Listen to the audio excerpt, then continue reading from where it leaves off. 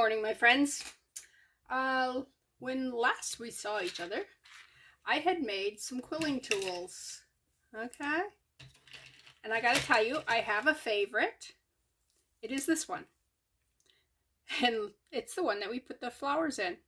But that's not why I like it. I like it because it actually works the best.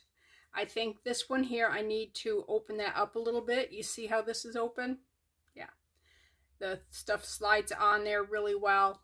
So I just gotta, it's got a gap here, so I just have to bend it up here. And I'll do that. But these are just little. And this was just a good size. And it works really well. You just stick the thing in there and you just turn it. What this paper that I have, I pulled out of my shredder, took some watercolor paint that I had that's probably, I don't know, 35, 40 years old. And oops, I did not open the glue, and I cannot open that without some kind of pliers. Because this, oops, not those pliers, something with teeth on it. There we go.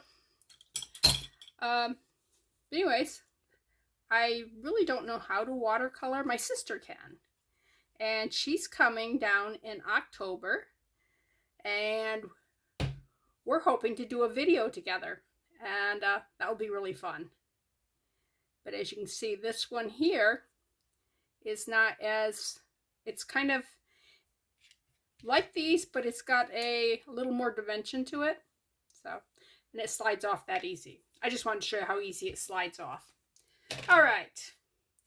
Now, one of the, some of the things that I've been looking at is how to seal your paper beads. Because if you're going to wear them as jewelry or just about anything, you really want them sealed so that if moisture gets to them, they're not ruined. There are 4 ways that I know of that you can seal these. You can use just regular nail polish. You can use UV resin. You can use regular glue, but I wouldn't use this glue here. You can use Dimensional Magic. You need to put like 3 coats of this on. I don't know how many coats of the nail polish, or if you're using glue, probably several of those too. And if you're using a wood sealer, it will not give a glossy finish, really, not like the Mod Podge, the resin, the other stuff. But it will make it more watertight and make it, and they will be, these have not been done. I was checking. My other ones, if I drop them like this, they actually sound more like a bead. Okay, I went and got a couple of these. These have been coated 3 times with the wood hardener. And we had bought this stuff for, we had some rotted wood on the windowsill outside. So we bought some of this so that it would stop the rot. Hear the difference? Here's one that's been done. Can you hear them? Yeah. Anyways, so there is a difference in the ones that have been sealed versus just the paper. All right, what did I, oh, the other way is embossing. I have not embossed any. I don't think I UV'd any of them. And I haven't nail polished any of them in, I would say, 20 years. I did some beads, like I said, about 20 years ago. And I didn't really do anything with them. So, there's that. Alright, now, if I was going to do the nail polish, whoops, I would just, I got gold shinies. I just put it on a toothpick like this, open up my nail polish, which could have been stuck shut, which wasn't. I'm impressed. And then you just paint it on. and you might want to do more than one coat. And you want to make sure you get the ends here, seal those too. Whew, that smells. I'm not used to doing nail polish because I have all natural nails, which I read the other day on one of the sites that natural nails are coming back. I'm like, hey, I'm in fashion. Yeah. Okay. So let's let that one dry. Nail polish doesn't take long to dry. Should we do a UV resin one? All right, let's take nice green. I don't have a bunch of the same color, so we're gonna have to, oh, wow. I'm not being very strong today. All right. Why do I always grab the wrong pliers? This should open without any problem, and I don't know why it's being a stink. There it goes. All right. Ah, I felt something hit my leg, and I didn't know what it was. It was one of these beads, I'm sure.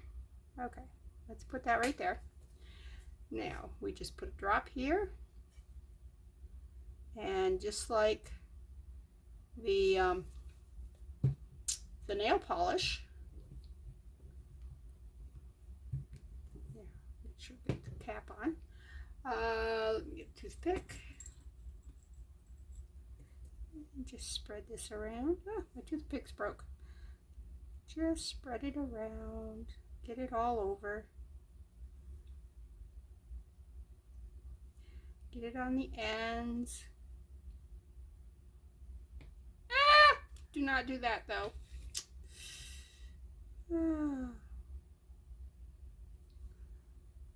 Oh well, I'll finish it on this toothpick.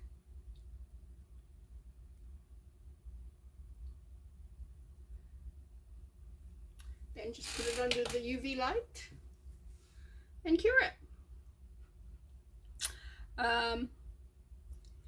The Podge Dimensional Magic, I didn't even realize I had any. I was looking for my embossing powders, which I knew I had. I haven't used them in probably 20 years again. I did some cards and stuff, and that's why I had the embossing powders. I just thought they were really cool. I've never used them to coat anything, so that's going to be interesting. And I don't have the, well, you can use just about any ink, but I don't have any clear inks. So, although I could use a colored ink and then just use the gold, because that would cover the color totally. This probably would too. This one here, you should be able to see the color through. And this is from Stamps and Stuff. This one is Stamp Craft. And this one, what company is this? Stamps and Stuff. These two are the same company. So, yeah. Like I don't know what I got this for. Do not shake, causes bubbles. Okay, I already shook it. Let dry for 3 hours. Clean up with soap and water. Made in the US. And then they have it in French, and that looks like Spanish. So, yeah. I don't speak any languages other than English, and that's questionable whether or not I speak English. But yeah. Okay. Okay. Oops. Do not dry that to the toothpick. Okay. It could use another coat. Hear it? It definitely has more of a hard sound, and it is shiny, but I think it could use another coat. But I'm not going to put another coat on it right now. But you saw how easy that was. It can be very tedious doing stuff for UV that's like that. So, Let's do the Mod Podge because that's a easy. Just paint it on stuff. Isn't that a pretty green? Like I said, these are just cheap old watercolors like what you'd get for your children, you know, when they're just starting out. Let's see, hope, oh, yep. I was gonna say, I hope that's open, but it is. All right, let's spread that around.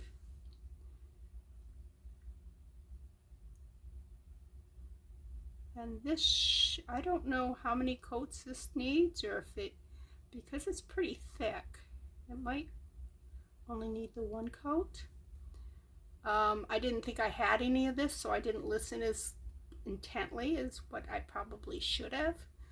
All right, let me see if I can transfer that to another toothpick on purpose instead of accidentally, like I did last time. Okay, ta-da! I did it. All right, I was going to use that paintbrush, but I think I'm just going to use a toothpick and just move some of that. There's some drips there. Just move them to the top here to seal the ends.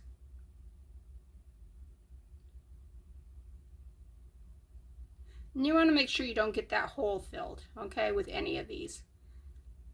I mean, I guess you could re-drill it. That doesn't sound fun. All right. Clean that off. Don't want to waste a toothpick. I know, they're so expensive. No, they're not. All right. Let's put this back away. I might try more of that because that seemed really easy, and I just take a block of Oasis or styrofoam or whatever, and you just do a bunch of these and you stick them in there. There's no odor, not like the nail polish, which was whew. So it obviously went a long ways, so that's cool too.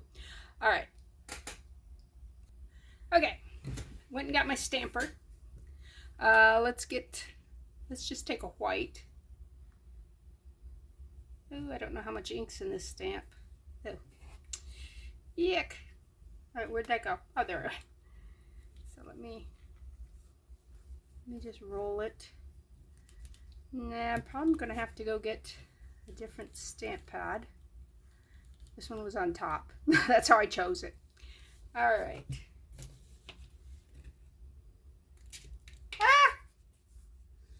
All right.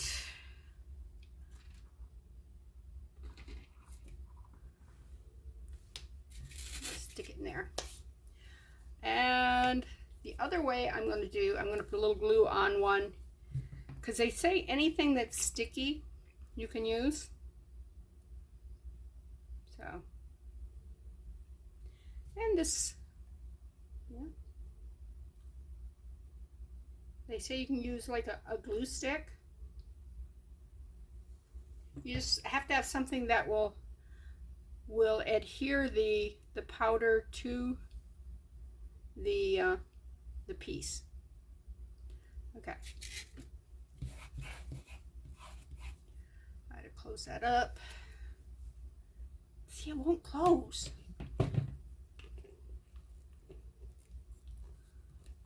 I mean, I paid $1.25 for this at the Dollar Tree. Not expensive. So, you know, you can't complain too much. Ugh. Okay. Ink and me are not friends. All right, let me unplug my, what's that thing called? My UV lamp. Plug this in. I have like 100 things plugged into this one extension cord, really bad.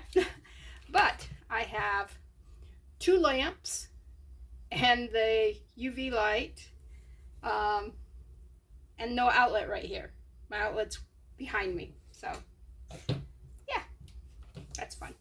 All right, let me set this up. This is going to be loud, so I may mute this and do either music or something during this part. So Let me cut this in part. All right, now they say you should heat this up. So, oh, that didn't take long. That's hot. All right, let's put the gold embossing powder with that green. I'm going to take this here. I need a piece of paper underneath that so I won't lose any of my embossing powders. I don't know how expensive they are, but I saw some yesterday. I was at Hobby Lobby. Ooh, this dried awfully fast. All right, so I may need to do another layer. Anyways, they only had things this big. I was looking for a big one of clear, and they didn't have any clear. So I'm not sure where I'm going to get it. I guess you have to go to like Amazon or what's that other place? Michael's? I know, Michael's, that's hard to say, right? Okay, this glue glued. Yeah, glued. This glue dried awfully fast. So, don't talk so much, work faster. Pull this over to the side because that heat gun's just gonna blow it everywhere.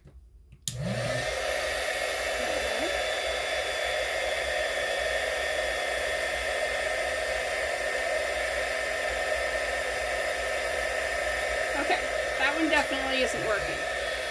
Let me do this one. Oh yeah, this one's working. Ah.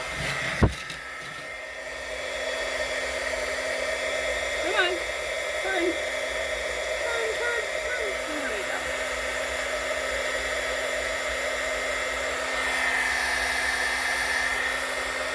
There's some melty going on. All right, you know what? Let me get 2 toothpicks in that one,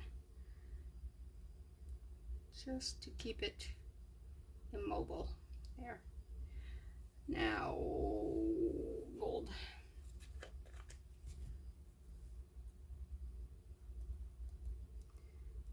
Yeah, I was too slow on that. If you do it really fast while it's hot, more of the stuff will stick to it.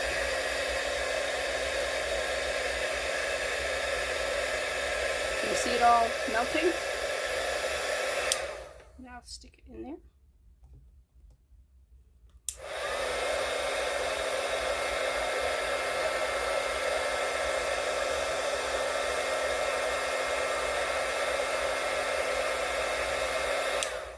Ooh, look at that. Isn't that pretty? Look at that gold. I really like that. I hope you can see it. All right, let me set it over here so it'll cool down. All right, this one? Yeah. We're gonna have to put some more glue on it, maybe thicker glue. Do I have something to hold that up there? No, that one's not big enough. I'm just wanting something that will.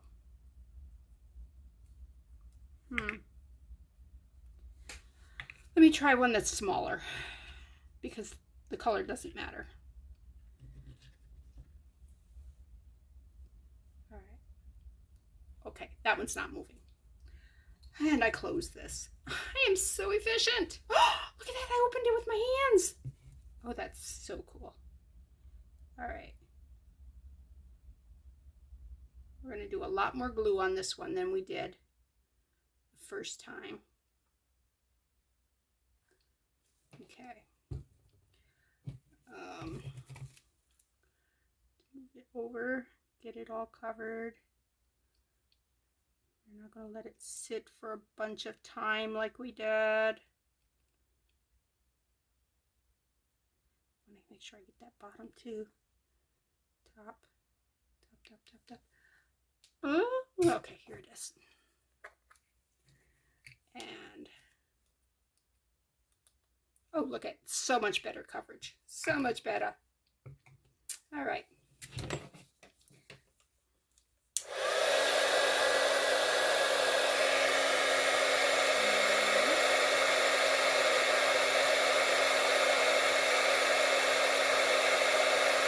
Is it bubbling? I'm going to put another layer on. When it's hot, the hot embossing powder will stick to itself.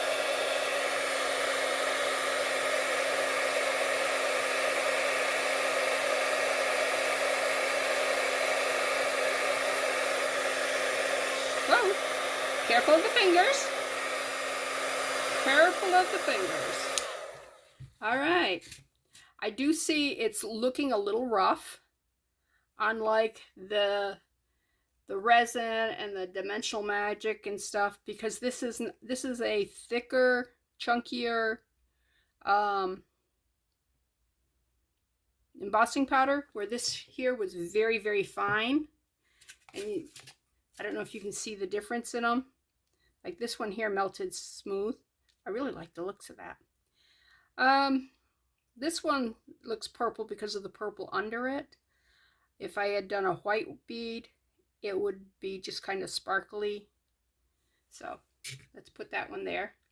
And I touched this one. Did I mess it up? Not really. All right. So we'll let those dry, the ones that need to be dried. And we'll pick our favorites. I do like the resin one, but it would take forever to do a bunch of these. I mean, it's very pretty. Ooh, you know what that would be pretty? If I took some of that gold, some of this right here, and just put patches of it on there. That would be really pretty. All right, let's set that aside and talk about something totally different. Oh, come on, unplug. I can't leave a heat gun plugged in. Maybe I can. Oh, goodness, my hands are not strong. All right, I gotta unplug this light. It's in my way. Yes, it's dark. It's dark. You guys did not hear that, right? It's light again. All right. Let's put this over there. Ta-da. We need to clean. Uh-oh. Well, that got some heat on it. Look at it, melted it. Well, now that is no longer a paintbrush. I guess I could cut some of it off and just use it as a little tiny fine paintbrush, because we really don't want to throw it away. We don't want to throw it away. All right, let's move all that stuff out of the way. And we'll have to call the maid and have her come in and pick all that stuff up that I just knocked on the floor. Yeah, you have a maid? No. Oh.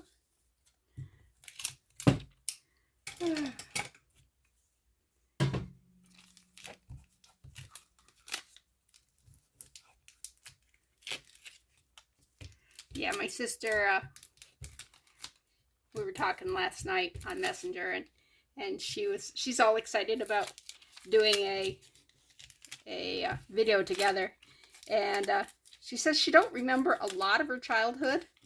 Oh, I've got some stories. Anyways, I'm sure my brother has even more stories because they are very close in age. There's a big gap between Tina and my age because, yeah, I have two siblings in between. I have a brother, Joel, and a sister, Kim. So, and I'm in the middle. So we're all over the place. I'm trying to clean up here. Oh, I gotta finish doing those. So much to finish. When I'm doing a video, I don't necessarily do everything at the time that we're doing stuff because, you know, there's so much to do. And I'm usually doing more than one project in a video, so there's that. Anyways, I want to talk to you about having well, I lost a bunch of weight. And rings that fit me, this used to fit my pinky really well. And now, can you see? It's a bit loose. I mean, I can wear it like here. I can't wear anything here because it's straight and things just fall off. That one, yeah. So, to make that into a pinky ring again, this right here, I really need to go wash my hands. This right here is a ring minder. When you get rings that are too big for you, like this one here I made, this was an earring, and this right here was just a ring that I think I got it at Hobby Lobby. I got a bunch of them. They were in the wedding section and they were half price. So I ripped off the diamond and glued E6000 on here. And it fit really good until I lost weight. And you can see it fits really good right now. Well, I had to put this ring guard on there. And what you do is you decide how much space you need. And I think I only need probably about 4 or 5 wraps. I don't need that much. And you buy this. I'm not sure where I got it. Could have been Walmart. Hobby Lobby? I don't know. Could have got it on eBay. I don't remember. I've had it for a very long time.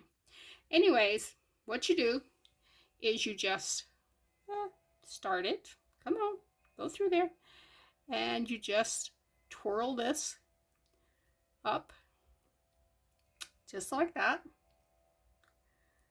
Ta-da! And this is really good. When we were, that fits perfect. No sliding around, nothing. When we were in high school, we'd wear our boyfriend's class rings. And of course, they're always too big. So something like this, well, you'd have to have a bigger one because the guys' rings are bigger around than that little, although this probably stretches. I don't know. Haven't tried it on a huge ring. But yeah, see, it's just a spring, basically, made out of silicone, rubber, plastic, whatever. And you just wrap it around there and it works. So if you've got like your mom's jewelry that was passed down and it's too big for you, or you have to wear it on a different finger because it doesn't, she tiny little hands. Yeah, I have huge paws, dirty paws, compared to the rest of my family. I'll have to have Tina put her hand next to mine. She'll be like this little bitty thing and mine like this huge paw. But yeah, remind me to do that. We're talking about, we're going to have to make a list of things we want to talk about. Because like at 3 in the morning, I had some fantastic ideas and stories. Yeah, I probably don't have those in my head anymore. But let's see, there was something else I wanted to. There was 3 things. There was, all right. There was embossing powder stuff. Oh, maybe it was just talking about the new ones of those. Oh, no, I see what it is. I know what it is. I know what it is. I went backwards through my mind and there it was. Actually, I looked over to the side and saw it sitting there. All right, let me move some stuff out of the way because I don't need any of this. About, I don't know, maybe 8-9 years ago, I bought this here. It's a bead spinner. Yay! Okay. It has 3 containers in it. And it's been sitting outside in my shed, in my craft shed. I left the batteries in it, and that was so wrong of me.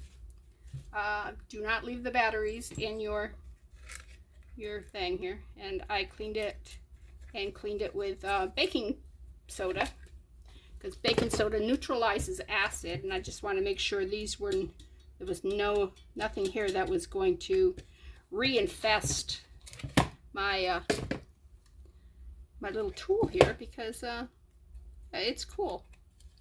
All right, and it's dry now. Batteries. Anyways, battery's corroded because like an idiot, I just left it sitting on a shelf in temperatures that range from you know, like 12 degrees all the way up to 120 something. So yeah, that's not good. Anyways, how you do this is, all right, there's a little thing right here. You put it in that slit there. There you go, just like that. Are you not going to work? Oh, there it goes. Okay, there's a directional thing. That's the first time it's been on in all these years. So let me grab some beads. Okay, I grabbed some seed beads. So if you see these people who make all these seed bead necklaces long, you know, like 15 strands of it, and you're going, oh my God, they must have gone like 1, 2, no, this is what they did. All right, let me make sure I have stuff in here. Oh, wow, all right. This is one of the needles. This one's broken, so let's throw that one over there. All right.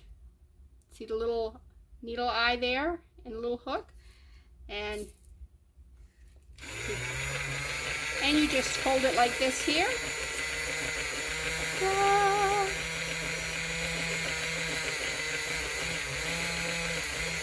And they just creep up the thing. All right. Is that one on a thread? Nope, that one's not on a thread. I don't know what I was doing with these. But these they're all ready for a necklace. So it must be I was doing something.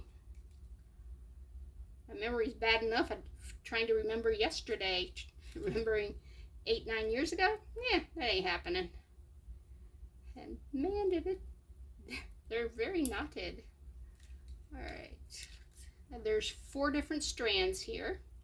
I know that because there's 4 different of these wire guards here. Come on, how can I show them how cool this is if you're going to be a little jerk right here, huh? All right. And I would definitely not use these here. Why? Because I can feel how dry this cording is. Because that's also been out in heat that's, you know, well over 100 degrees. If it's 100 degrees outside, my shed is at least 20 degrees warmer. Yeah. So that's why I've been crafting inside, especially during the summer time frame here. And okay, why you don't. Oh. You know what? I am going to pause and untangle this.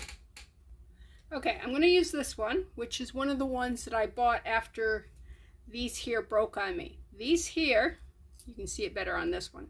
You see the eye of the needle? It's huge. And you can just put your thread in there really easy and work it. All right, this one here has a regular needle eye, and it will be a little larger, so some of these may not go thread all the way down. And you have to stop, pull them off, toss that one to the side. It happens. All right, let's spin this. Oops, there's one right there.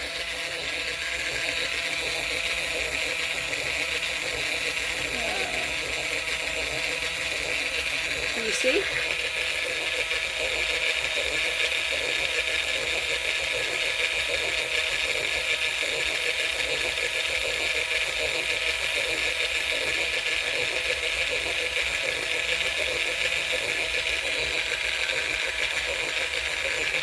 All Right, the trick is getting this at the right angle so the beads, when they're going around in the circle, hit that point and jump onto the string.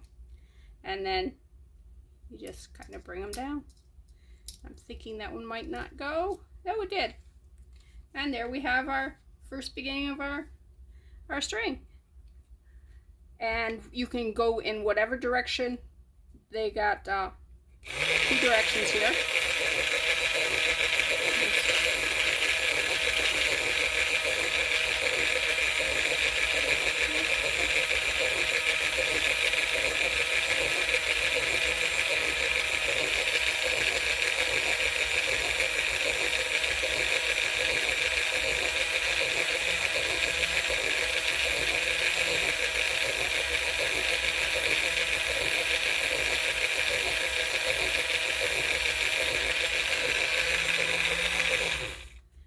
Okay, and it also, see, this one isn't coming on. That one's too small. So just toss it over to the side. But that's how that works. And I would do this here. I would put an ending on here, so when you can just keep on going. Now normally you'll have more beads in this than this here, but it was just this little package of beads that I grabbed. So you could actually fill this halfway full and it would load up so much faster. And you can do bigger beads. You can do, like, these are 11 O's. You could do 6 O's, 8 O's.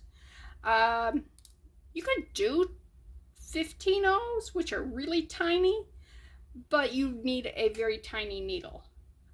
These here might work on that if your thread was fine enough. Okay, but I wanted to show you this. I've been thinking about it, and they do have manual ones where you just go like this and you just spin it up, and then while it's spinning you put your needle in there and you know, suck them up. But yeah, this is a really fun thing to do if you're sitting at the table watching some TV and you just want to do a bunch of seed beads. And if you do like 4 or 5 strands, or you can do even, you know, up to 9 strands or more, you can braid them. Just make sure they're all finished here. Just put in a jump ring through these here, and then just braid it like you would hair, and on the other end finish it off too. Makes a very, very pretty, inexpensive necklace. And if you have a bead spinner, really fast. As you can see, it didn't take me long. Now if I was to do the old-fashioned way, where you go like this here and you put that on, you can see this would be very tight, and it's very hard on the fingers. Your fingers get very, very tired because you're doing this number, and it's not something you do on a normal day. You know, you're not pinching that many times with your fingers, unless you know, like shell vegetables or something. I'm sure there's some jobs that you do that and it would be that way. Anyways, that's what I wanted to show you. And then if you want to save that project for later, these have 3 of these, so they're sealed, and so if you drop them, or like me, just are klutz, they are protected.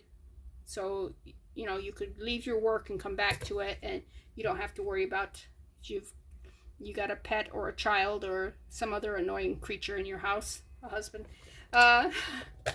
They won't make a mess of your stuff.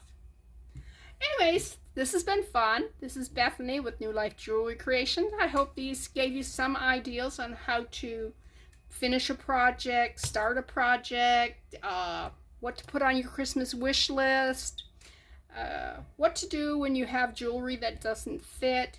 It's a really cheap, simple fix on here, because this is a whole lot cheaper than going to the jewelers and having them resize this. And it's also better for your jewelry pieces, especially if you've got some antique fine jewelry that because if they're making it larger, they actually put a metal thing in there and just pound it and expand the ring. If they're making it smaller, they cut pieces out and then put it together and melt. So this way you're not doing any damage to the ring itself, and you can pass it on down through the family, and it won't be hurt. So yeah, get yourself some ring guards if you got some jewelry that needs some resizing. If you need to have it bigger, I'm sorry, I don't have a fix for that one. Except dieting. Dieting worked great for me. I don't really diet, I just change how I eat, because I'm a diabetic and I will be eating like this for the rest of my life because carbs hate me. So, anyways, I hope to see you, or hope to you see me, my hands at least, which are very much crafters' hands right now and they're a mess. But anyways, that's part of the joys of crafting. But yeah. Stop back and see me. This is Bethany with New Life Jewelry Creation. Hit the like button. Talk to friends about me. And go to my Facebook page and post some artwork. My sister posted some there. I believe my cousin posted some of her artwork there too. So, and I've been posting some stuff that I've done in the past. And I'm going to take the picture my sister sent and post it too, because she didn't post it. And she made these wonderful tributes to my mom and dad in resin. And it just touches our heart, because she put in a bunch of stuff that represents our parents. And yeah, it was beautiful. Anyways, see you later.